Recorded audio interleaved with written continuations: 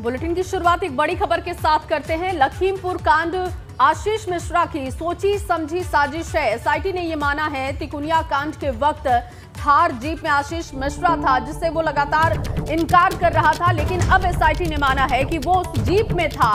केंद्रीय गृह राज्य मंत्री अजय मिश्रा टेनी के बेटे की साजिश थी। एसआईटी ने ये बात मानी है और एसआईटी ने तैयार की 5000 पन्नों की चार्जशीट एसआईटी ने तैयार की और इन तमाम पॉइंट्स को उसमें रखा गया है। तिकुनिया में आशीष, अंकित और लतीफ ने की थी फायरिंग, ये बात भी सामने आई है जांच के दौरान। जिस बात से लगातार आशीष इनकार कर रहा था कि वो थार जीप में नहीं था, लेकिन एसआईटी ने जो चार्जशीट दाखिल की है उसमें इसे मेंशन किया गया है।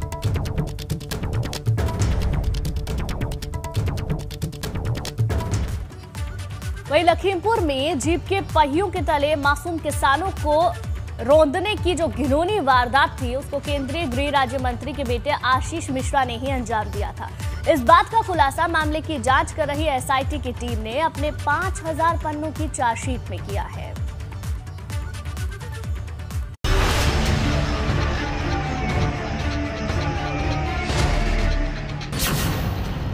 लखीमपुर हिंसा दुर्घटना नहीं, सोची समझी साजिश थी।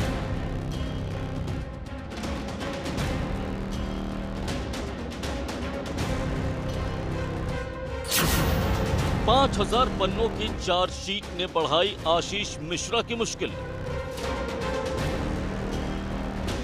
जिस लखीमपुर हिंसा ने यूपी के सियासी मिजाज को बदल दिया था, अब उस हिंसा को लेकर पुलिस ने 5000 पन्नों की चार्जशीट कोर्ट में दाखिल की है। इस चार्जशीट में केंद्रीय मंत्री अजय मिश्रा टेनी के बेटे आशीष मिश्रा को मुख्य आरोपी बनाया गया है। पूर्व में 13 अभियुक्त और एक अभियुक्त वीरेंद्र शुक्ला के विरुद्ध चार्जशीट आई हुई है।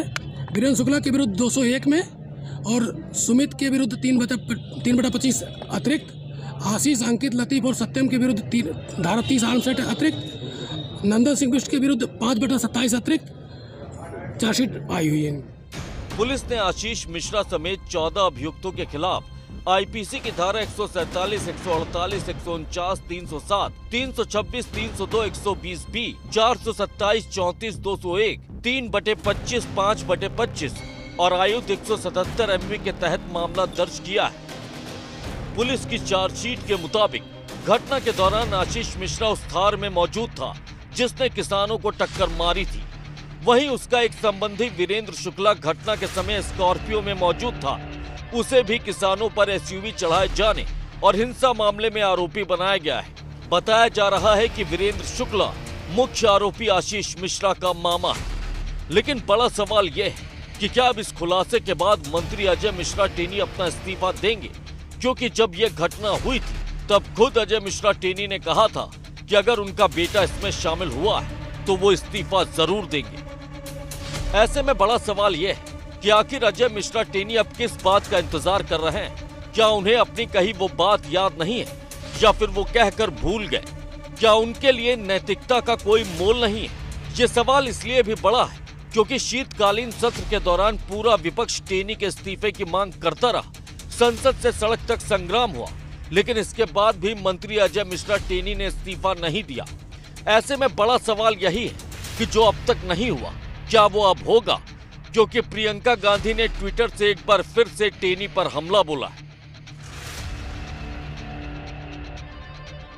वहीं भाजपा अभी अजय मिश्रा टेनी का इस्तीफा लेने के मूड में नहीं है।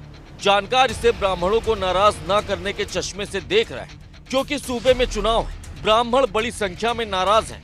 ऐसे में अगर अजय मिश्रा टेनी का विकेट गिरा तो ये नाराजगी कहीं और ज्यादा बढ़ सकती है। लेकिन मुद्दे की बात यह है कि कब तक अजय मिश्रा टेनी की कुर्सी बची रहेगी, क्योंकि अब जल्द ही इसकी सुनवाई कोर्ट में होगी और फिर चार्जशीट में दर्ज एक एक बात सामने होगी। Bureau report, ABP Ganga.